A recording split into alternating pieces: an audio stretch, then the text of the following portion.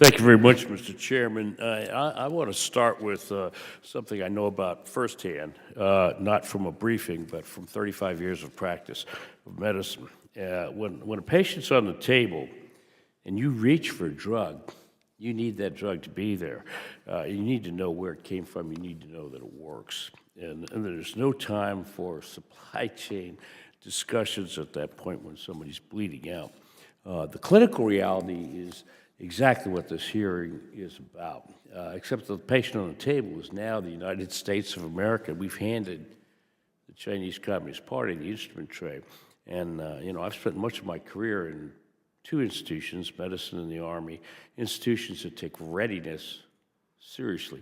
You don't wait until a crisis to build your supply chain.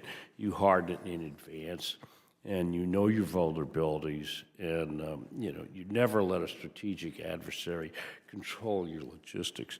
On all three counts, I think we have failed in pharmaceuticals in America, and this committee has an obligation to say so plainly. Here are some of the facts that we have stumbled upon in the last few years, Mr. Chairman. About 90% of the drugs Americans take are generics. The active pharmaceutical ingredients in those drugs, the molecules that actually do the work, if you will, are overwhelmingly manufactured in or dependent upon China. And for generic antibiotics, roughly 90% of API supply originates in or flows through Chinese manufacturing. For heparin, a blood thinner I have frequently used over the years, essentially all global processing happens in China, all of it. That's not a trade policy problem, that's a medical readiness problem, and it's a national security problem. And in a conflict scenario or even a targeted export restriction, Americans are going to die because of this. I want this committee to understand that this hearing is not about the supply chain vulnerabilities we've already accepted, as serious as those are. It's about where China's going next. China is executing a deliberate, patient strategy to move up the pharmaceutical value chain. And in 2020, Chinese communists were involved in the virtually 0% in 2020 of major global drug licensing deals. Today, they're involved in nearly half. In 2014, China ran fewer than 2,000 clinical trials. In 23, they ran over 11,000. As a physician who knows how long it takes to build genuine clinical trial infrastructure, those numbers don't happen by accident. They happen by design, and that's how the CCP is working. And they've done this with rare earths, solar energy, batteries, electric vehicles, all these critical sectors that they dominate and they subsidize. And they move up the supply chain until they own the whole stack of the supply chain. China's goal is not to be a supplier to our pharma companies. Their goal is to replace our pharma companies. And based on the trajectory we're on, they're well positioned to do just exactly that. As someone who's spent his career in both medicine and in the military service, I can tell you, this kind of vulnerability does not announce itself until it's too late. We don't find out we have a supply chain problem when everything is fine. We find out when we're in a crisis and the shelves are empty. And I'm grateful to you, Mr. Chairman, for holding this committee. Dr. Vashinka, sorry about that. It's good to see you again. Thank you for your leadership in this space. When we met in December, we talked about this very issue. When I read your report, you highlighted that many of the API exposure statistics are incredibly inconsistent, with some being reporting 8%, some 90%. So how do we actually know, how exposed we are in terms of API supply? Thank you for this question. You're right. It's almost pick your number on our exposure to China when it comes to API. Some sources will say it's 8%, and some will say it's 90%.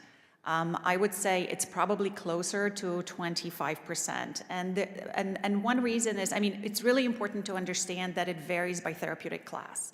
We definitely have significantly higher exposure for antibiotics than for a lot of other drugs. But I think some of this is that those who are looking at these data are either mischaracterizing which part of the supply chain we're talking about. They're thinking about API as anything that precedes it as well. But that's a different vulnerability and different policy solutions that are coming in. So some of it is that. Some of it is misinterpreting India's reliance on China. We can really very easily see how much they import from China. We don't see how much they make in terms of API. So a lot of the mischaracterizations come from that. What I will say, even 25% is very concerning, especially that it's in other settings as well, like in antibiotics is significantly higher. And what's also really important is that they're moving strongly in that direction. So back to what Congress could do, I wanted to flag something really interesting about tariffs and how tariffs are structured, and the fact that India relies increasingly on Chinese inputs, including API, because China is moving into API and really sort of growing the footprint. The way a tariff works for prescription drugs, almost always, it is the finished dosage form manufacturer will pay it based on where the API comes from. So an Indian manufacturer using Chinese API will actually pay the Chinese tariff. One reason why I was really concerned about tariffs on India is that India is trying to de-risk their own supply chains. And if we were to impose a tariff on them, we would probably, they would either not have enough of a margin and they would leave the market, or they might want to go for the cheapest and go towards China. And we were basically potentially going to increase our exposure to China by pushing Indian manufacturers there. Where a tariff is great, and this is where I actually would recommend sending a much stronger signal to manufacturers in India. If you use Chinese API, you will pay a tariff. So putting a tariff on Chinese, taking the existing 10% tariff on Chinese manufacturers, which is not very high, increasing it, and then putting this in place in statute would send a much stronger signal to Indian manufacturers not to use Chinese API. So this is an opportunity for Congress to actually be very strategic about tariffs. Well, we've exceeded my time, Mr. Chairman. I want to thank you for your tolerance, and obviously we could talk about this all day long. You know, you and I have, I think, yeah, I know you appreciate this given your background. Thank you very much. I yield back. Thank you.